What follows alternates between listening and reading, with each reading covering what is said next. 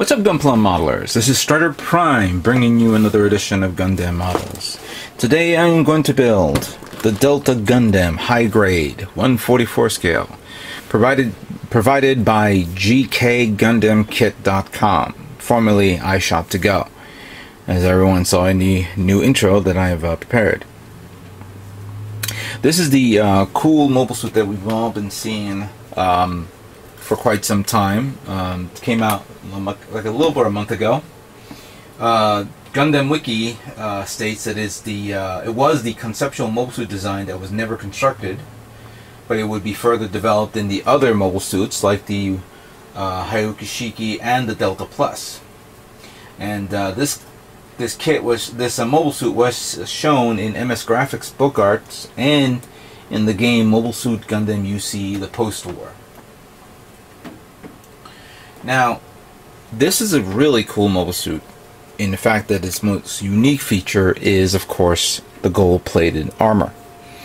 At first I wasn't interested in getting something like that because I didn't know about the gold-plated armor until later on when they finally showed the official photographs. I was looking at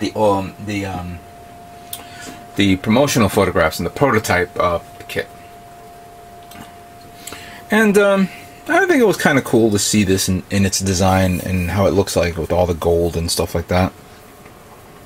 It's an interesting look to it. I hope to do it justice and make this kit pretty good. And again, the kit has been provided to me by GK Gundam Kit, which of course they were before iShop2Go, but now their site is, the GK Gundam Kit site, is dedicated solely for Gundam kits, master grades, resin kits, perfect grades, real grades, new types, and all in between.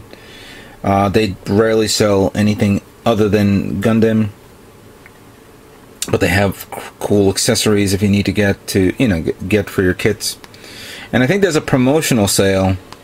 Let me see if it's a promotional. I don't see it here. I see it on the on my computer. But head on by and see if there's some kits you guys need to get. So again, it's a little over $40 considering the gold plating that it has to offer. So it's understandable based on the content of this kit. Right now the retail was 4,200 yen, which is like somewhere around $40 or $45. But it looks really nice. I know many people are going to tell me, hey, it's a parts former. I understand. I'd rather have a transformable mobile suit. But I rarely have any kits from the Zeta series. Tell you the truth, I haven't purchased a Zeta type mobile suit kit since forever. I don't know why I never bought any of the Zeta kits. Maybe I need to start looking into getting one of those. But the detail is really nice. Check this out. So let's look at the contents of this kit and see what we have to work with. Just give me a moment while I adjust this up so we can all see. Now the first thing you say is, wow, look at all that brilliant gold plating.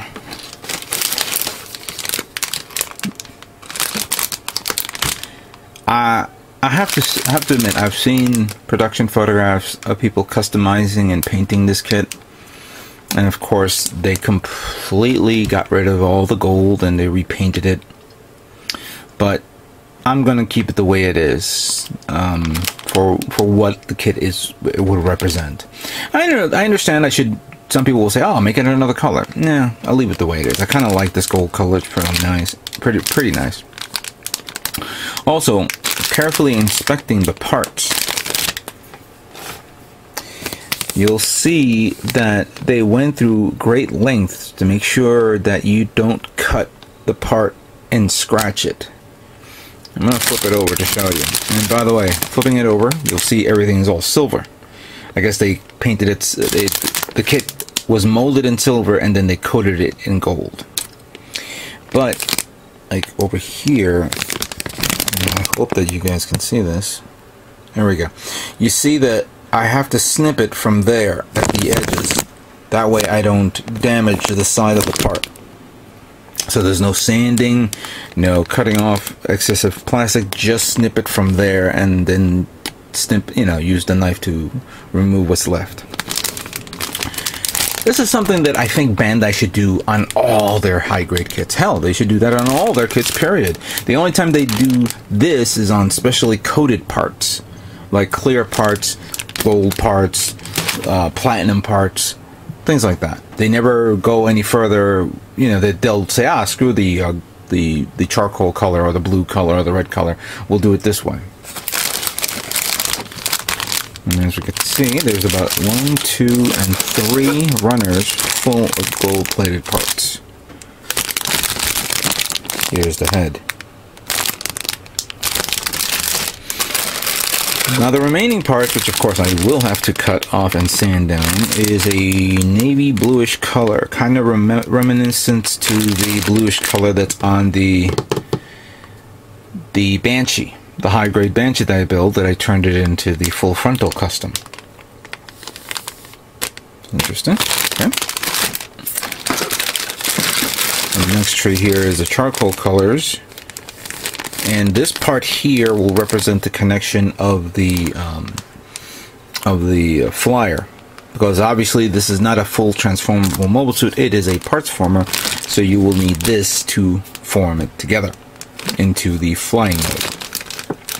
And of course 2 team sabers here. Then we have remaining darker blue colors, the poly caps, and I love this red, this burgundy colored red. It reminds me of the full frontal colors that I made. It's nice and dark, and it's giving me some pretty interesting ideas on what I want to do with it. So that's pretty much all the parts here. Let's look at the manual.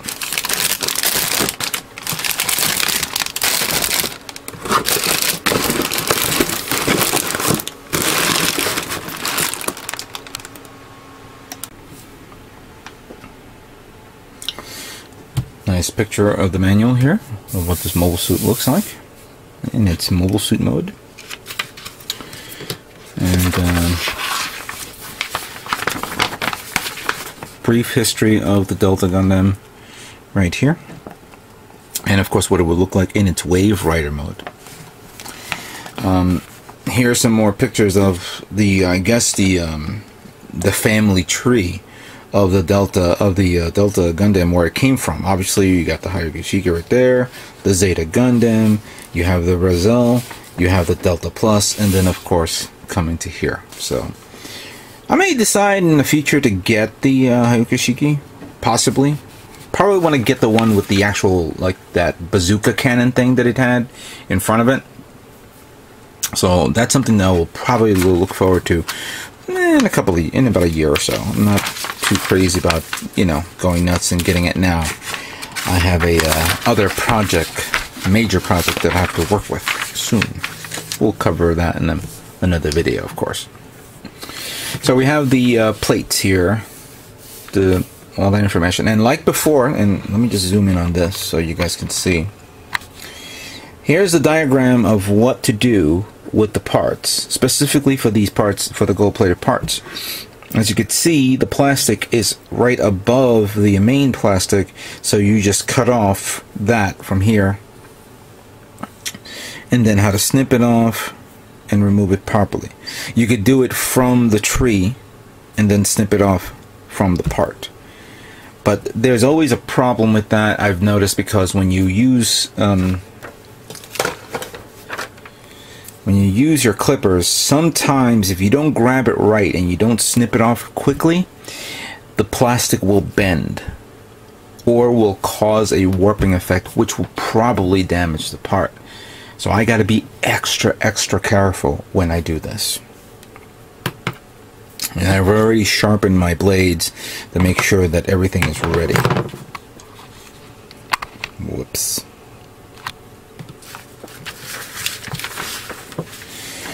Now this is pretty much straightforward. We have, of course, the construction of the body, the head, and then the arms going all the way up down to here, and then we have the construction of the feet, the legs. The legs is very detailed and everything else, and I'm hoping to pretty much represent that in this kit. And then we have the waist unit, and then of course the constructions of the backpack and the wings, the beam rifle, the unique shield, and then the final assembly of the kit, which then moves on to, excuse me if I'm moving this thing about. See, of course, how to transform it and how to hook it up to that other part, so that way you can transform it into the Wave Rider mode, and where to connect it with the actual stand. And then, of course, in this page here, which, give me a second while I take care of this, is what the kit will look like, fully painted and built and everything else. And, of course, the color guide. Speaking of color guides, what am I going to do? You probably are all wondering, am I going to paint this? Well, yes. But I'm going to try something new. For a long time, many people were asking me, don't I ever hand brush my kits? You know, a long time ago, I have hand brushed a kit of mine before. Actually, you know what? Give me 1 second. What you're seeing here is an old Robotech model kit that I had back in the late 80s. At the time when Robotech was getting popular here, Revell models started to make the Robotech Defenders. This is one of my oldest kits here. Still holding strong. And I did hand paint this. This was, of course, when I was very young. With black enamel. Using a standard paintbrush. Now, of course, I wasn't, you know, it came out okay for what it's worth. But after that, I did painting other kits, and I didn't do anything else to improve it. And then at one point, for about a good 10 years, I decided not to paint kits anymore, and I was done with it. Then, of course, I moved on to airbrushing, which was kind of cool. However, there is an art into hand painting a kit, and I haven't done it in a long time. So, with that in mind, I want to hand paint this guy. Considering the limited amount of parts that's here, especially the chest area, the gun, portions of the legs, some of the arms, shoulders, inside, I think inside the shoulders, the backpack and everything. So what I'm going to do is I'm going to, first of all, we'll begin with some of the colors that I can paint that I think will be alright. Remember the wine red that I used on the full frontal? I'm going to hand paint this on all the wine red parts, the feet, the portions of the thrusters, the shield, that cool little effect in the shield, and on the wings. So this would be an idea on painting that. The other colors, on the other hand, that's where I'm drawing a blank. I think I was going to do maybe navy blue, regular blue. I haven't used blue in a long time, so I was thinking of that, or metallic blue. Give it that shine. I'll tell you what, this video is going to be up for about 2 days. You guys tell me which one I should use. Should I use blue or metallic blue? We'll leave it at that.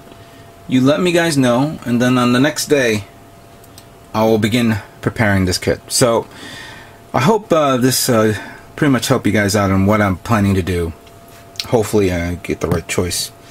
But I might as well get this kit prepared. So let's begin preparing and building Delta Gundam High Grade.